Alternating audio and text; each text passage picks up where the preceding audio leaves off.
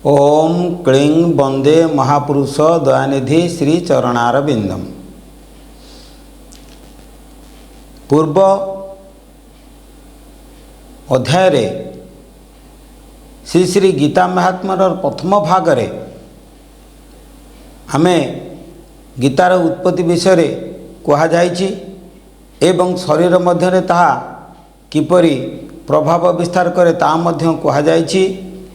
आज द्वितीय भागरे आमे तार अवशिष्टांश जहाँ भक्त जगन्माता को प्रश्न करिछि ताहा मध्य कुहा जीव।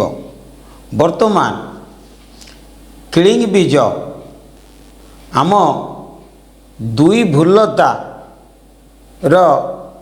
निम्न को एवं नासामूलर ठीक ऊपर को दुई चक्षुर मध्यस्थल थिबा शून्य रे क्लीं बीज प्रकाश पाए एवं ताकु मध्य ठूल ब्रह्म कहा जाए। सेई ठूल ब्रह्म कौन हुए ना सेठारे प्रकाश पाई आम शरीर रे दुई विभक्त हुए एवं दुई जगार से प्रकाश पाए। गोटे जगह हला ललाट चक्र, द्वितीय जगह हला दुई कर्णर मध्यस्थल।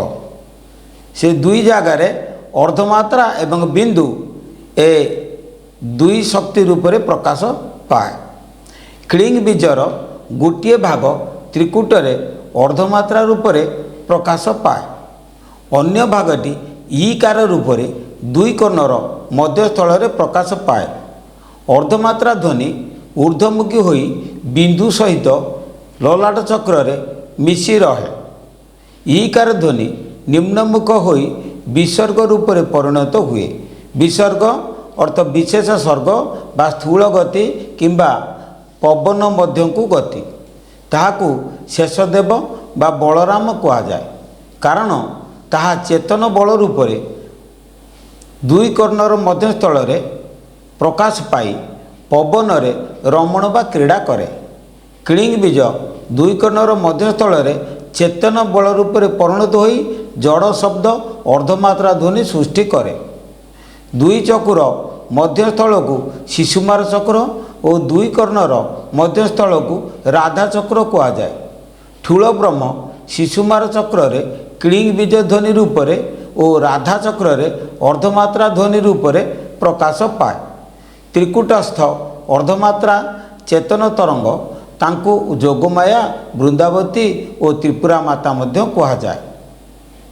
राधा चक्र स्थित अर्धमात्रा जड़ तरंग और ताहा शून्य स्थित चित शक्तिर प्रयोग बलरू सृष्टि होता है। सही बल द्वारा अर्धमात्रा ध्वनि सृष्टि होई श्वासवायु को प्रभावित करे और तद्वारा 12 मात्रा श्वासवायु रे और 50 वर्ण षड़चक्र रे सृष्टि होता है। प्रथमे कंठचक्र रे 16 गोटी स्वर अनाहत रे क ठारू ठ, नाभि चक्र रे ड ठारू फ, लिंग चक्र रे ब ठारू ळ, आधार चक्र रे ब ठारू स एवं ललाट चक्र रे ह क्ष वर्ण सृष्टि करे। परे जहा मुख माध्यम रे सृष्टि होई अन्य को श्रुति गोचर होता है।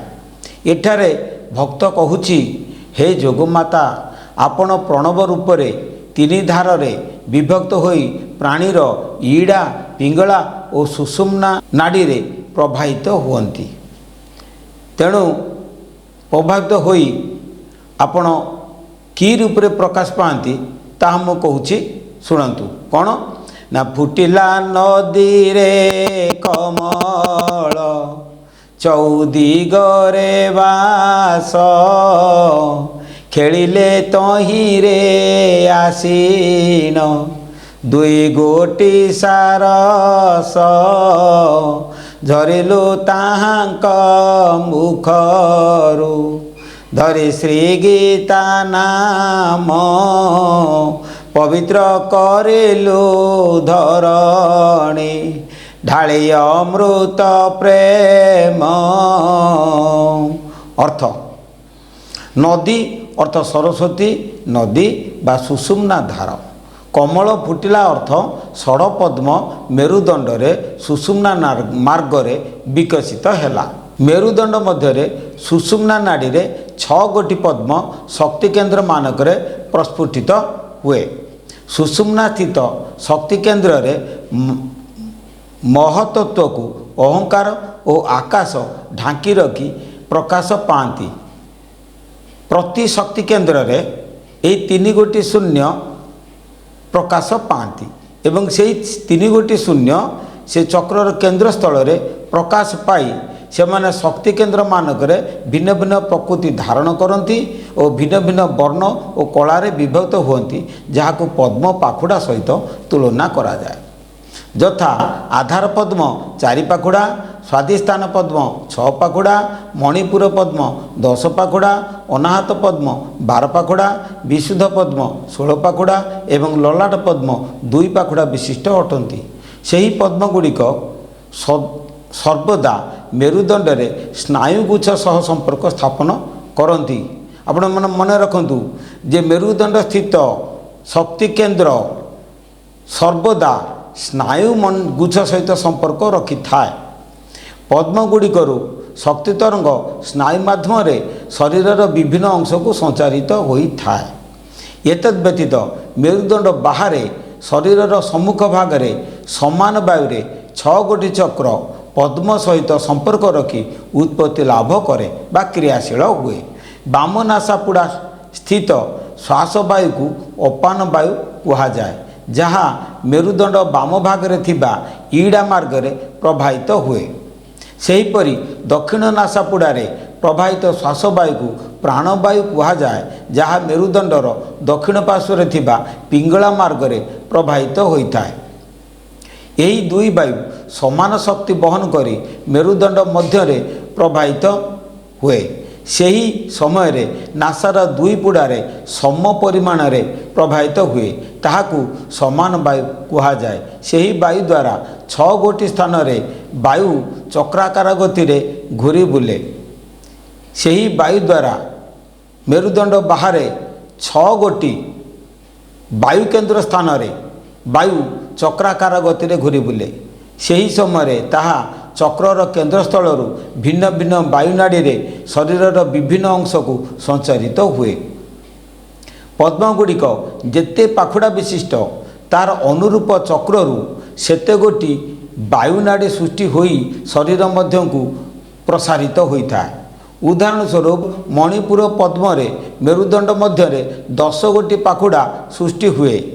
सही पद्मर शक्ति नाभिठारे वायु को चक्र गति कराई सेठारु 10 गोटी वायुनाड़ी सृष्टि करे। एहीपरि भावरे षड़ पद्मर क्षमता बहन करी षड़ चक्रु वायुनाड़ी मान समुदाय शरीर को प्रसारित हुए। चक्र मानकरे राधा चक्र स्थित ईकार ध्वनि 50 वर्ण रे विभक्त हुए। तेणु फुटिला नदी रे कमल अर्थ सुषुम्ना रूपक सरस्वती नदी रे षड़ पद्म फुटिला एवं षड़ चक्र क्रियाशील हैला। सही समय पद्म और चक्र रे 2 गोटी सारस आसी खेलिले। सारस अर्थ हंस सरस्वती नदी रे मानस सरोवर रे 2 हंस पक्षी आसी खेलिले। हंस अर्थ जीवात्मा और परमात्मा। षड़ पद्म फुटिबा परे जीवात्मा और परमात्मा चित ज्योति रूप से आधारु आज्ञा पर्यंत मेरुदंड मध्य प्रकाश पाइले। सेहीपरि जीवात्मा और परमात्मा आधारु ललाट चक्र पर्यंत मेरुदंड बाहर ओंकार ध्वनि रूप से प्रकाश पाइले। सही प्रणव रूप जीव परम अनाहत चक्र सृष्टि होई कपिध्वज रथरे बसी वायु मार्गरे गति कले, अर्थात अनाहत पद्मरु त्रिकुट पर्यंत जीवा आसवा कले।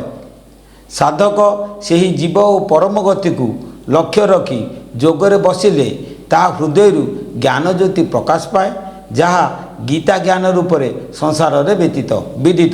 यही साधना बल साधक पवित्र हुए। ज्ञान उदय हेले ता मनरु मोह दूर हुए और से प्राणायाम रूपक युद्ध कर्म करने को समर्थ हुए। हंस नाम भगवान विष्णुकर हजारे नाम मध्यरु गोटिए ताहा ब्रह्मा सावित्री गायत्री और सरस्वती देवींकर वाहन अटे। वाहन अर्थ बाहक जहाँ को आरोहण करी जीवासवा करती उपरिस्थ चारि देवा देवी से जान को आरोहण करी हृदय त्रिकुट मध्य यातायात करती यथा हंसे ब्रह्मा सावित्री गायत्री सरस्वती हंस बेगे अहरह गमन करती हंस थकी गले थरे हंसासन परे ध्यान थिब तो पयरे विषमर ब्रह्मचारी। अर्थ हंस पृष्ठरे आरोहण करी ब्रह्मा सावित्री गायत्री और सरस्वती प्राणवायु नाभिरु त्रिकुट मध्य यातायात करती। साधक तांकु अवलंबन करी प्राणवायुर गति बंद कले भगवान को पादरे ध्यान तार परिपक्व हुए। त्रिकुटरे जीवात्मा और परमात्मा भेट हुए। तेणु त्रिकुटरे तांकु दर्शन करी साधक मुक्ति लाभ करे। सेतिपाई श्री श्री दयानिधि परमहंसदेव मध्य कहिसेंती कौन त्रिकुटरे ध्यान लगा रात्र दिन निष्काम भक्ति जोगरे। तेणु वर्तमान पुनश्च भक्त जोगमाता को प्रार्थना करुची कौन तो पद कमले सर्वदा जेहू थिबलो धाइलो देहू थिबलो ध्याई लभिब तोर चरण तिले संदेह नाही ज्ञान भक्ति प्रेम सकल शास्त्र जोगर हस्यलो शास्त्र जोगर हस्य तोर कृपा बले जाणई जेहू करे विश्वास फुटे उठे ज्ञान कलिका क्रमे पाखुड़ा मेले लो क्रमे पाखुड़ा मेले अंत काले तोते सुमरी जीव बकुंठ तले किसमु कहिबी मालो सीमा नाही महिमा लो सीमा नाही महिमा बनिछंती जेते धरारे बुधे गुण गारिमा जबकि नंदन संतोष सदा पठने तोर लो सदा पठने तोर तो नाम स्मरणे झरई तांक करुणा नीर सकल हृदय बसंती निजे जगत पति लो निजे जगत पति धर्मा धर्म पाप पुण्यर साखी मात्र बोलांती कले यथा विधि अर्चना पूजा होम प्रार्थना लो पूजा होम प्रार्थना झरी आसे कृपा बारी तो पदु नाही कलना प्रति श्लोके घृत आहुति विश्व हित को चिंतिलो विश्व हित को चिंती देले उपयुक्त विधाने तोर परम शांति दान ध्यान यथा समय कले कामना तेजिलो कले कामना तेजी जगे पूजी भावे निमजी कर्म फल बरजी देवजान पितृजान रे गति नुहई तार लो गति नुहई तार ब्रह्म मार्गे गति करिण लभे ब्रह्म पयर लभई अचिरे से पद जहा बाँचंती मुनि लो जहा बाँचंती मुनि पूज्य हुए मोर संसारे पुण्य बले से प्राणी अशेष ओटई महिमा किस बनी भी मुहि लो किस बनी भी मुहि तोर तत्व ज्ञान बताई दियो करुणामयी तोर तत्व ज्ञान बताई दियो करुणामयी लो दियो करुणामयी तोर तत्व ज्ञान बताई दियो करुणामयी। वर्तमान भक्त माँ जोगमाता को जो प्रश्न करिथिला ताहा आमे वर्तमान सुनिले आसंता अध्याय रे जोगमाता तांको तत्वज्ञान किपरि भाव रे भक्त को बुझाउचंती ताहा आमे जानिबा। आपण माने ए अखिल ज्योति चैनल को सब्सक्राइब करंतु, लगातार देखंतु, केबे हेले छाड़ंतु नहीं, कारण आपण लगातार देखिले या विषय सब किछि जानि परिबे। वर्तमान मु रहूची। जय गुरु जय गुरु जय गुरु।